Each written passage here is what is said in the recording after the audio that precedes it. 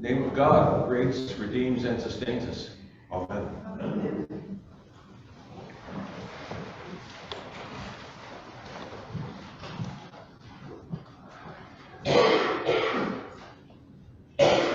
I was in Capernaum myself in October for, I think, the fourth time. And it's one of my favorite stops on our pilgrimage.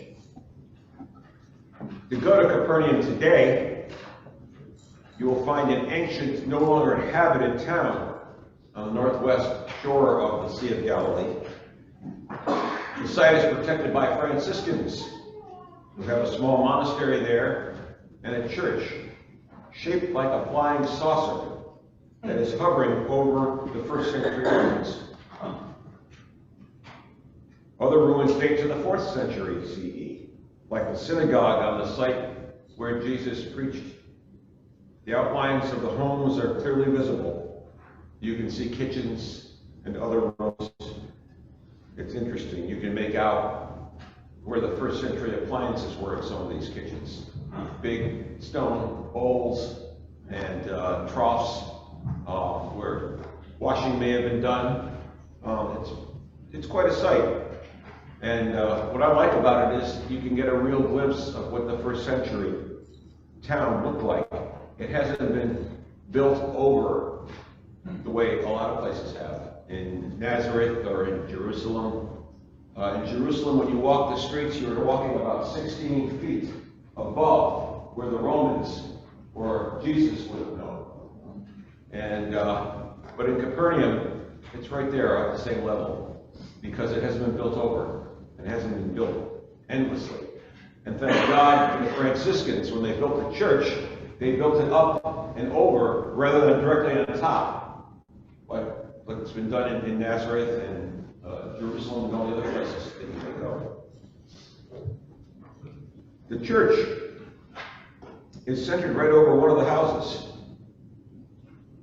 That house, the ruins of which are where Peter lived. Now, how do we know which house Peter lived in? The end of the 1st century, and in the 2nd century, and into the 3rd, Christians made pilgrimage. And as was their custom in those days, they graffitied the walls. And this house is the only house in Capernaum that has Christian graffiti on the walls. So, there you go. So it's liable to be the house where Jesus cured Peter's mother-in-law, and she got up and served him, as any good Middle Eastern woman of that generation would, or even this generation. Capernaum was nothing to write home about in the 1st century, just like Nazareth was nothing to write home about in the 1st century. Tiny population. The only building of any importance whatsoever was the synagogue. Beyond the center of the town, there's a beach where boats could be dragged up onto the shore. And beyond that, on a beautiful day, you see all of the Sea of Galilee. You can see the lake all the way down to the southwestern and southeastern shores. It's really a beautiful spot for a town that was in the middle of nowhere and had nothing much to go for it. Capernaum, as I did say, had a synagogue, which was probably the only important building in town. And that's where, no doubt, those 2 sets of fishing brothers, Peter and Andrew and James and John, attended synagogue and no doubt had heard this rabbi who had preached on Shabbat services. I can see them being moved by his words because, after all, this was Jesus preaching. I think if any of us got to hear Jesus preaching, we would be moved by his words. They were no doubt thinking about them and mulling them over as they fished or mended the nets the following day. Whether they were casting nets, as Simon and Andrew were doing, or whether they were repairing them, as James and John were doing, they were going through the motions and no doubt mulling over what they had seen and heard the day before. And then, this rabbi, the very one they heard in the synagogue, shows up.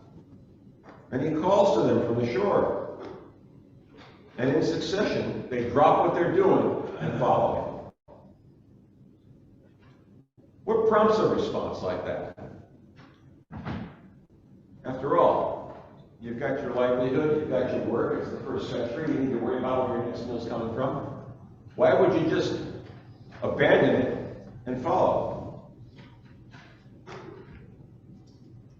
Well, it certainly wasn't fear. Fear is certainly one of those things that causes people to close their minds and their hearts, to decide that they're part of the in crowd and everybody else is out. They might even become violent.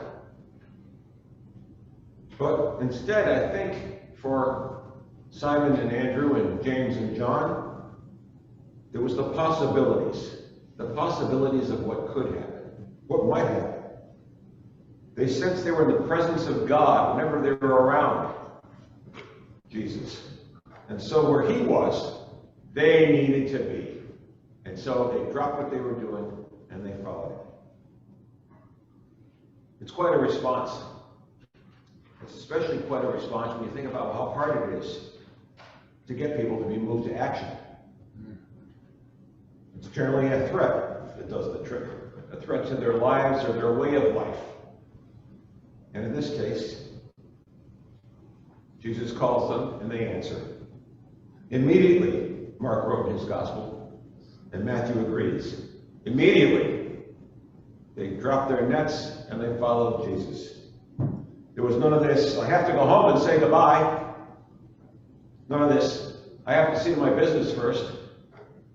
There was none of this, I got to get my money and pack. By the way, how much will I need? There was none of that. They just dropped what they were doing and they followed Jesus. And that is the call of God.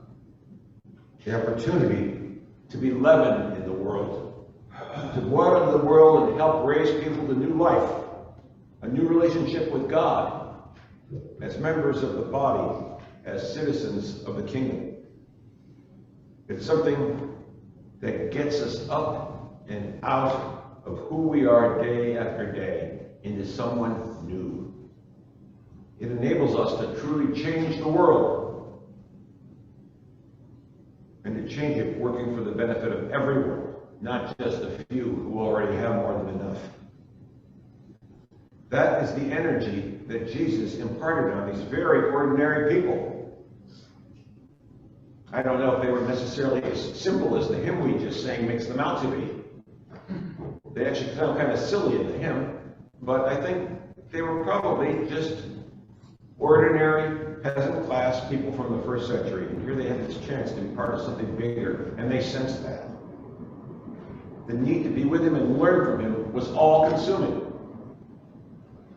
And it remains the kind of response that is the gold standard for being a follower of Jesus. It's a big ask. Sometimes it takes more, and sometimes it takes an eternity to really live into it.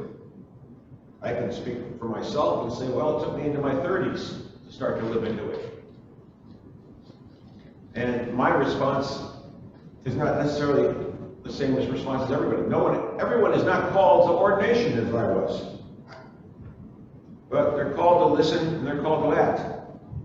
To bring our gifts to the ministry of all believers. To bring our gifts to the priesthood of the baptized. It's all about serving God. Because in the whole of history, nothing has come along that has offered a better way of being.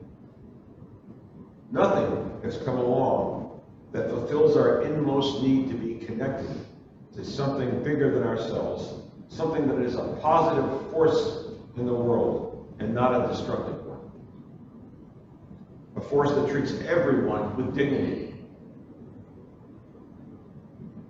One that welcomes strangers instead of locking the door when you see them coming. One that shares instead of hoarding. One that joins together for the benefit of each other and the world. We have repeatedly heard that call. It is spoken from the altar of every church every week. It's been spoken in every synagogue for the last 5,000 years as well. The good news is, it's never too late to respond.